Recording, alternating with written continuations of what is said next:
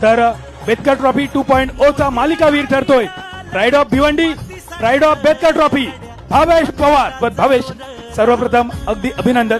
या स्पर्धेत भाग घ्यायचं जेव्हा ठरलं तेव्हा वाटलं होतं या स्पर्धेची MVP ही स्विफ्ट डिझायर तुझ्या नावे होईल?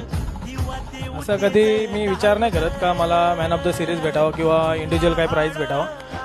असं काय प्राईज घेता असतं तर भरपूर काय झालं असतं. पण मी माझी टीमची पोझिशन बघून आता पण मी लास्ट ओव्हरला बॅटिंगला आलो. मला जर माझ्या मनात असते मला गाडी घ्यायची तर मी कधी झालो असतो 4 ओव्हर नंतर. पण माझ्या मनात कधी असं नसतं की मला असं इम्पॉर्टंट असतं का माझी टीम जिंकली पाहिजे. टीम जिंकली तर आपलं नाव होणार. अगदी बरोबर, टीम जिंकली पाहिजे तर बरंच काही होऊ शकतं. भावेश, कोकणातील पहिला खेळाडू ISPL खेळला दर्शन बांदेकर. पण तुझ्या नजरेतून असे कोणते खेळाडू आज तुझ्यासोबत किंवा या स्पर्धेतली की जे पुढच्या ISPL मध्ये आम्हाला खेळताना दिसावेत? नक्कीच मी याच्या आधी पहिल्यांदा मी खेळायला आलो की जेव्हा मला केतन बोलला गोव्यामध्ये, तेव्हा मी रजत सिंग बोललो का तू बाहेर का नाही खेळत, कारण एवढा चांगला टॅलेंट आहे तुझ्यामध्ये, तू नक्कीच बाहेर निघायला पाहिजे. आणि असं बाहेर जर खेळला तर नक्कीच तुमच्या गोव्यातून पण 4-5 प्लेयर ISPL खेळू शकतात. कारण चांगले प्लेयर आहेत गोव्यामध्ये. तुम्ही फक्त गोव्याच्या बाहेर निघा, चांगला परफॉर्मन्स करा, तुम्हाला ISPL खेळायला भेटेल. एक प्रश्न आहे महत्वाचा, या पिचवर बॉलरांची कत्तल झाली.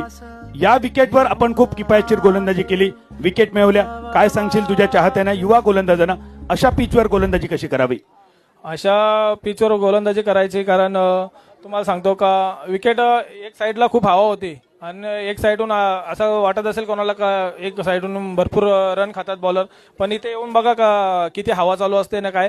पण कधीच तुम्ही ते याच्यावर काही करू नका, घाबरू नका कधी कोणाला का कोणता बॅट्समन काय आहे, सामने कोण आहे. तुमचा नॅचरल गेम खेळा, चांगली बॉलिंग करा. तुम्ही चांगली बॉलिंग केली तुमच्या टीमला बेनिफिट भेटणार. भावेश, काय सांगशील स्पर्धेबद्दल, या आयोजनाबद्दल, नियोजनाबद्दल? फक्त 3 महिन्यात स्पर्धेचं दुसरं addition, Bethcar trophy. Rahulji Bethcar, अश्वेश Dabholkar या सर्वांबद्दल आपलं मत?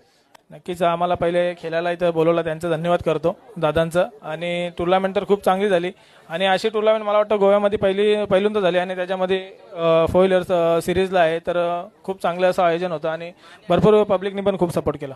जाता आता शेवटचा प्रश्न, तुझ्या आयुष्यातील जिंकलेली दुसरी कार आहे, कोणाची आठवण येते ही कार स्वीकारताना? कोणाला डेडिकेट करशील हे तुझं यश? डेडिकेट मी आता तुम्हाला सांगतो का माझे मित्र 2 जण होते, जे सागर धुमाल आणि अक्षय धुमाल, ते आता आमच्यामध्ये नाही आहेत. आणि एकदम माझे क्लोज फ्रेंड होते आणि खूप वाईट वाटतो का ते आम्हाला इतक्या लवकर सोडून गेले. ही कार मी त्यांना डेडिकेट करतो. भावेशने आपल्या मित्रांना कार डेडिकेट केली, एकदा टाळ्या त्यांच्यासाठी वाजूया. भावेश, एकच इच्छा आहे, ही कार सदैव तुझ्यासोबत असावी, कारण या कारमध्ये आमच्या खूप भावना लपल्यात.